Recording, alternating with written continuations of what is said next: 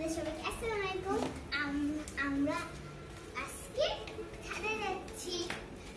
আগে ঘরে কারেন্ট চলে গেছে, মাত্রই বসছি, তার জন্য আমরা ছাদে যাব।